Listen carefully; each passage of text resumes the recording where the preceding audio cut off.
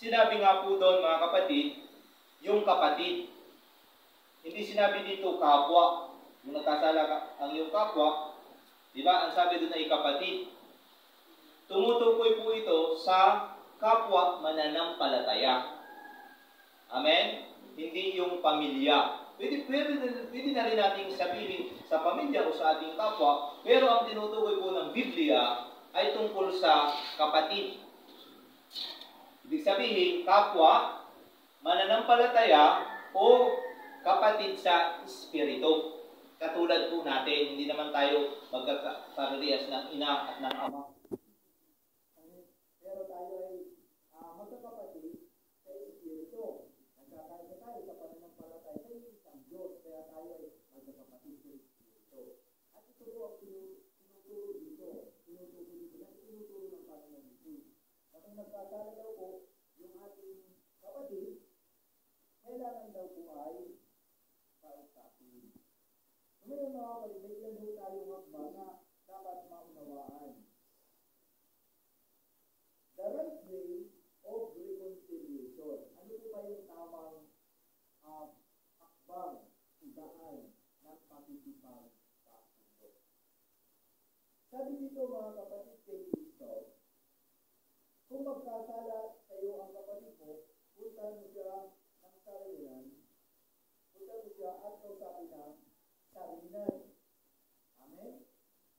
At kapag nakinig siya sa iyo, ang pagkasama ninyo, magkapatid ay mapapanaoy mo sa dati at mapapanumbalik mo siya sa Ama.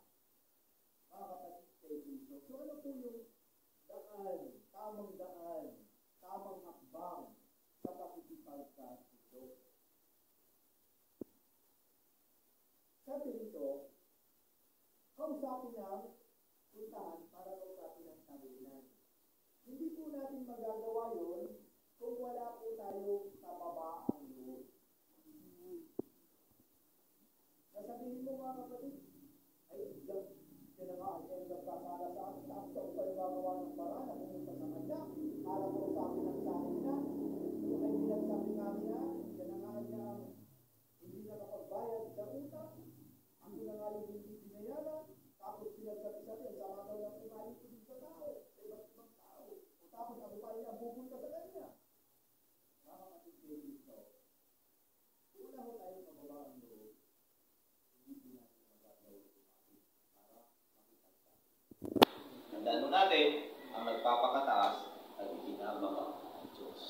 At ang nagpapakababa, siya ang itinataas ng Diyos. Kristiyano na po tayo.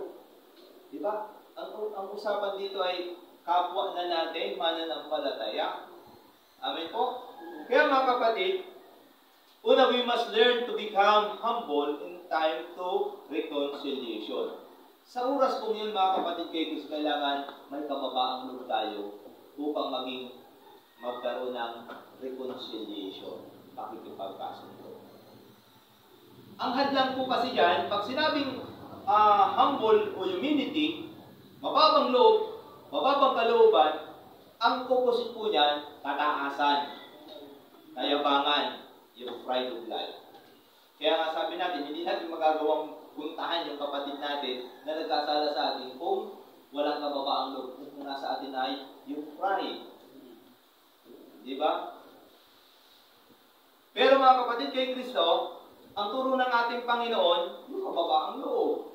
Hindi mo magagawang puntahan ang iyong kapatid na nagkasala kung walang kababaang loob. Hindi natin alam yung pride ay hadlang sa pagkakasundo ng bawat isa upang maging maayos ang relasyon. Amen po? Kaya po mga kapatid kay Kristo, sa panahong ikaw ay lalapit sa Kanya, makikipag-usap, tsakin mo na nasa iyo na nga talaga yung kababaang loob. Baka pakitang tao lang sa iba. Hinaya na niya si Mr. Malo, makikipagsato na niya ako. Kumagain niya, kapatid natin niya, baka ma-istorya pa, dami pa naman ngayong marites. Di ba? Mga kapatid kay Kristo, ang sabi ng ating Panginoong Jesus sa kanyang turo para magkaroon ng pakipagkasundo sa kapong nagkasala sa atin, kailangan puntahan natin siya, kausapin ng sarilan. ba? Hindi yung kakausapin natin ng malakas, may nakakarinig, pinapahiya pa natin, and then lalo na ang tao kasi ay naya yung ego, yung pride, hindi po ay kung wala lang yung grasya ng Panginoon Diyos, pakalampas pa sa ulo natin yung pride natin, ano? Di ba? Ay, sige raw, kung magkasundo kayo, try ninyo. Kung magkaroon tao nagkasala sa'yo tapos ipagpinto mo kung karakanino, ano po, hindi mo na lang siya pinausap, mga kapatid kay Kristo, ano? So, yun ang turo ng ating Panginoong Hesus. Kailangan kausapin natin ang sarilinan. May nagsabi dito, kapag nakinig siya sa iyo, ang pagsasama ninyong magkapatid ay mapapanahuli mo sa dati at mapapanumbalik mo siya sa Ama. So yun po ang nais ng Panginoon Diyos. Kailangan magkasundo upang maging maayos ang relasyon sa ating kapwa, sa ating kapatid, at siya rin po ay magiging biyaya na mapabalik natin sa Panginoon Diyos Ama. Amen po? Kaya kailangan natin gawin yun para maiwasan